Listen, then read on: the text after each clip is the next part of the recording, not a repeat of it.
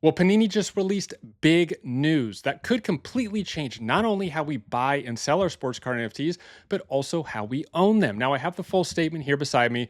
We're going to read through it real fast and just take out a couple key points. But first things first, if you are interested in sports card NFTs or TCG NFTs, I highly suggest you subscribe here to Card Block because that's all we talk about. But also, this news came from Jan, who is the community manager for the Panini Discord. If you want to hear this news first and you want to have access to collectors, I highly suggest you head over to the Panini Discord and sign up for that as well. So let's dive into the statement and try to figure out exactly what this means and what the positive key takeaways are. The Panini Blockchain, the digital collectibles platform of Panini America, is developing a bridge to allow users to move certain assets to the Ethereum network for storage in self-custody wallets and sales on whitelisted marketplaces. The anticipated release is Q4 2025. These assets will also be able to bridge back onto the Panini blockchain to participate in the marketplace as well as other features on the platform. We are committed to building the Panini blockchain marketplace and platform to be the best of its kind, said Robert Hall, CFO of Panini America. It is also important to offer our users the choice to move their assets to a self-custody wallet and sell on the OpenChain marketplace. So what does this mean? Well, a couple key points. First things first, basically put this statement on my Instagram and TikTok and ask collectors, what does this mean to you? What's the biggest key takeaway that you were excited for this news? And it seemed like it kept coming back that it's the best part is we are able to own the asset. It's almost like the sports card NFT just became more real. In the physical world, it might be as if you are buying and selling sports cards on eBay, but the moment you ask eBay to send that sports card to you, they say, no. You're going a little too far. We're going to keep it here. You can buy it and sell it. Trust me, it's here, but don't ask for it. Well, that does kind of get a little weird. So with the sports card NFT world, it's almost as if you can buy and sell amongst each other, but then when you ask for it to own it yourself or put it in your own wallet or take full self-custody of it, you can now do that. So this product just became more real. To me, that's probably the biggest takeaway as well. Now, if we dive into one of the first things they say, it will allow users to move certain assets. So what does that mean? Well, it could just mean individual sports card NFTs and not the actual packs. Maybe the packs have to stay on the Panini blockchain for when you open them. That's when the actual individual sports card NFTs are minted.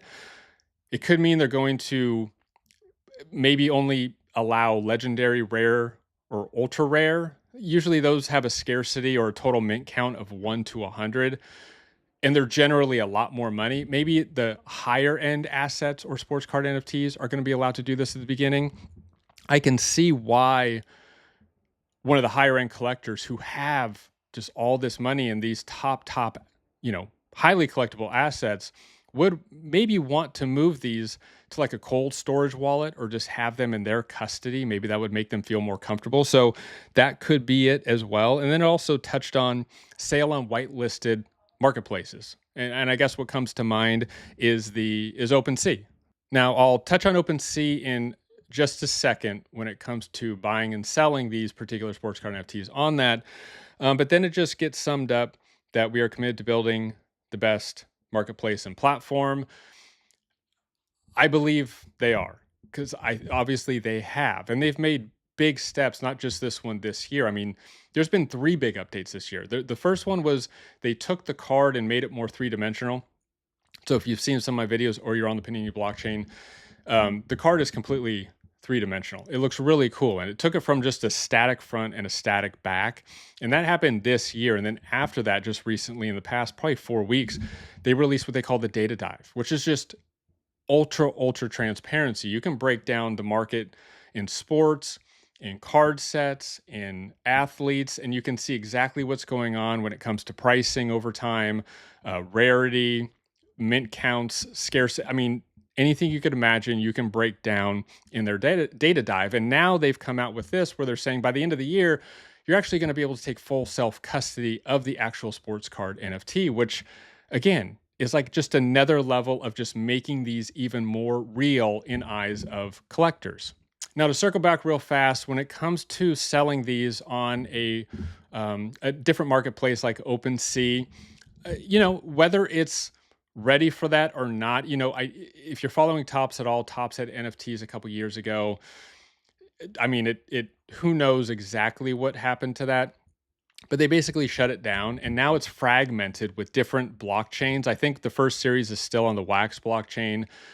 The second series that they released was released on Avalanche, I believe, on their own Tops NFT platform. But then when they closed that, then they had to build a bridge to basically migrate that to Polygon blockchain, which is now on OpenC. And from what I've seen so far, nothing has really been sold when it comes to that. Now, I know they have no backing, like, with what Panini said, with what Robert Hall said, the backing and the actual time and effort that they're putting into making this the best is what is needed. And Topps did none of that. They basically just, I don't want to say abandoned their collectors, but in essence, they kind of did, because I read some Reddit forums where the collectors are saying that it's taken weeks and they still don't see it migrate. And this is just within the past few months that they finally have been able to migrate over to OpenC. And then I went over to OpenC to see, well, are any of these selling?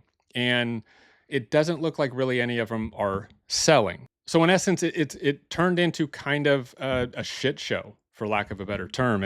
And I mean, and if I look like a shit show right now, I apologize. I was playing tennis all morning, and I thought I'd just make this video because it's exciting news. And I not only want to put my perspective out there, but this is also, I want to know what you think about this as well. Please comment on what this news means to you and how you think it's going to basically push sports card NFTs forward, specifically from the Panini blockchain, because they are by far ahead of the game by miles over anybody else. Now, lastly, I think my main point, and again, I really would like to hear from other collectors what they think this news means to them, and what other things that this will create that I don't even know or I haven't brought up. But I think in essence, it's not even about whether a collector bridges it out into their own personal wallet or not. It's really not about that. It doesn't matter if that's what somebody does or doesn't. It's just the fact you can. Because to be honest with you, the Panini marketplace, the Panini blockchain marketplace is great. That's where all the collectors go. It's extremely liquid. It's very accessible. It's very easy to use. So taking it out, I don't think gas fees are as expensive as they were during the COVID days or a few years ago. So, you take it out. I don't know if there's going to be a fee to bridge it to your self-custody wallet using the Ethereum network. I'm guessing there is. And then if you do sell on OpenC, they do charge a fee as well. I think it's 2.5%. And then they might or probably charge a gas fee on top of that. So that might be extra money. So in essence, it might be good for just self-custody. But really, when it comes down to it, until the market gets to be a little more sophisticated with these, like in terms of OpenC and these other places where collectors are actively going there to buy, the Panini blockchain marketplace could still be the place to be. And also, when it comes to pricing, the cost to actually sell, if it's cheaper to do it on the Panini blockchain marketplace, I still think that's where the majority of deals are going to go down. But the fact is, you can go elsewhere. This will create the ability to possibly trade. You could swap NFTs.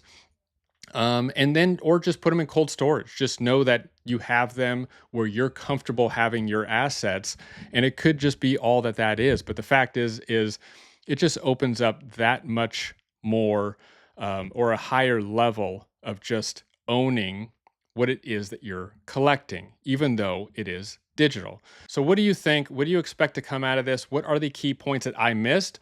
Or what are the key points that you are looking forward to? Let me know in the comments below, and I'll see you next time.